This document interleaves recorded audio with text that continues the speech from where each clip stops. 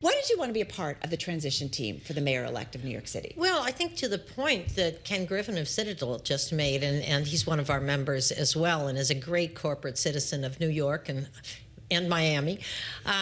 He made the point about the concerns about the high expectations that Mayor-elect Mamdani gave to his voters, and he, to his credit, brought out 170,000 new voters, mostly young people in the primary. The cutoff age for his voter support was 45. So many of us are beyond that point and looking around and saying, oh dear, does he have the seasoning to be able to do this? And I think that he's got the energy and the intelligence, and it's up to all of us who have a little more seasoning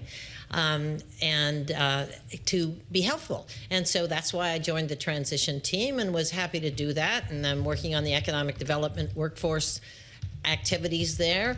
But in general, I think working with him to capture the enthusiasm and the energy. We came out of the pandemic very negative. Yeah.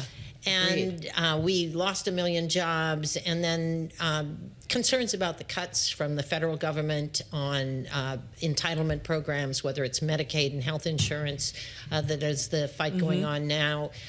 This casts a real pall over New York City, which is very dependent on those funds. So I think that what he's brought is a positive energy, and we ought to capitalize on that, and hopefully he'll be the best marketer this city has ever had.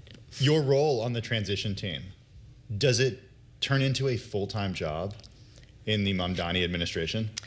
I am definitely not at my age looking for a full-time job. I'm trying to get away from a full-time job. Right now you have more than a full-time job because you're outgoing president of the partnership. I am outgoing, and I do not plan to take another job, but I do plan to help the new mayor if he wants it. So beyond the transition period, you would stay on as an advisor? Well, I don't know in what capacity. As I say, I'm there. I'm certainly going to help Governor Hochul deal with her challenges. I've worked closely with her. She's done a great job, and I think we're counting on her to continue to manage New York's relationship with Washington and the relationship between the state and the city, which is very important. Our affordability problems will not get solved by the city alone. This is going to take federal, state, city cooperation. And so I think all of us who are committed to New York City in the future, we have to be thinking of all three levels of government and how we work with the leadership at all levels. You brought Mamdani to meet with business leaders on several occasions. I wonder if you can talk about what his demeanor is in these meetings, right? I've talked to Bill de Blasio about, how he works a room, how Mamdani works a room, and really gets the business community to be comfortable around him. But also talk about some of these policy proposals that business leaders wanted answers to. What are the things that business leaders said to him? Well, that sounds like a lofty thing that won't get done, or hey, that sounds like something that is much more than we're willing to back. Well, there's been quite an evolution since he won the primary. So in terms of his having a more nuanced position on a lot of the policies, during the primary campaign, there were a whole slew of candidates, and everything was one-liners, and the social media stuff was one-liners or show and tell.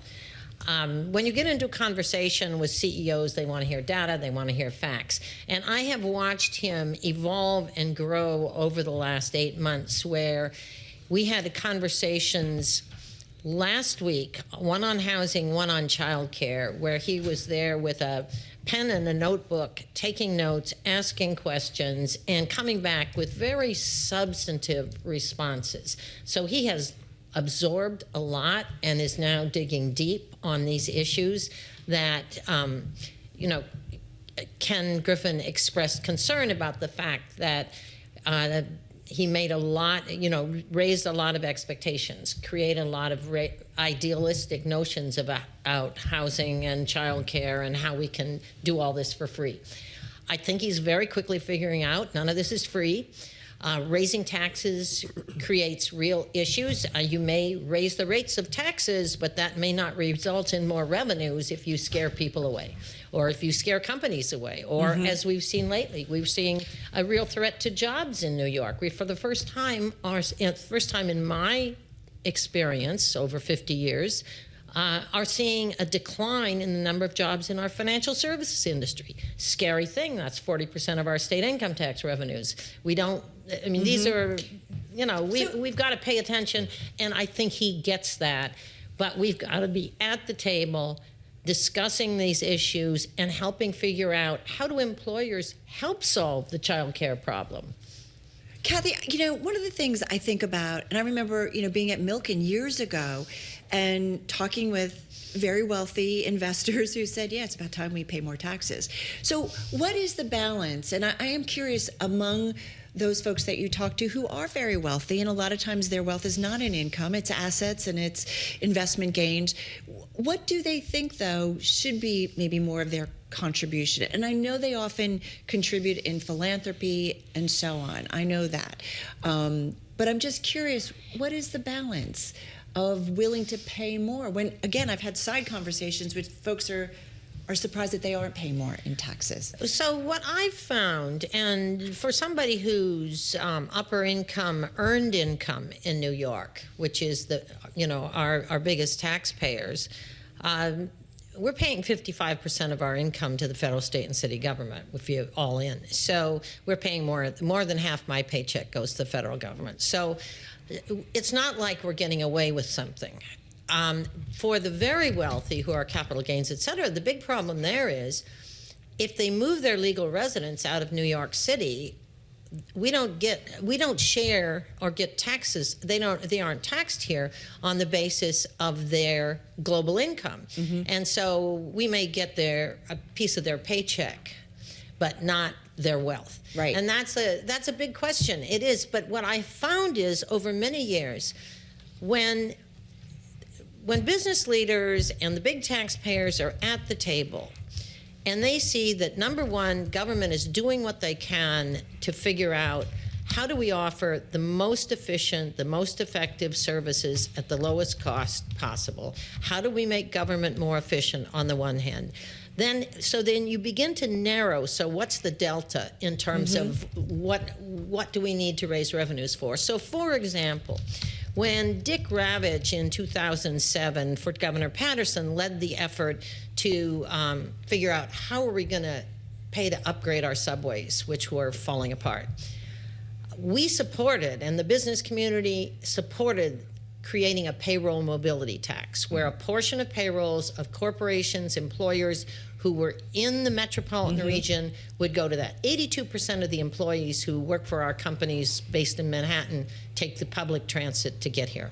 That was something everybody signed off on. We supported an increase in that tax twice. Same thing with congestion pricing. We supported congestion pricing. Obviously, a user fee where you get something, reduced congestion, more time in your day is easier to sell.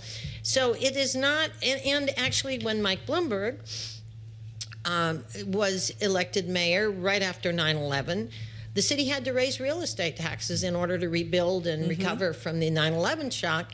We supported that 18% tax increase in real estate taxes. So it's not that we're anti all taxes. Yeah.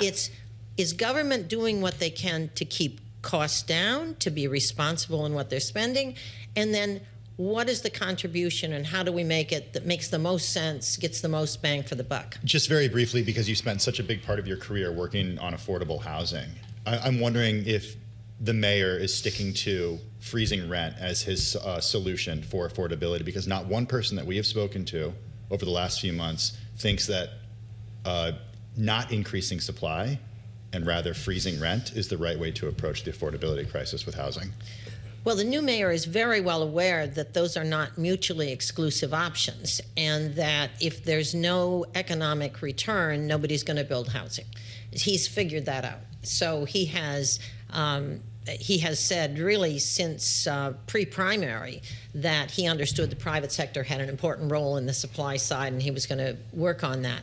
So I think that, again, his view is much more nuanced. When he says, now when he talks about freezing the rent, he says, and one thing that will enable us to do that is if we do reduce property taxes on rent-stabilized, regulated buildings. So he gets it. He can add and subtract.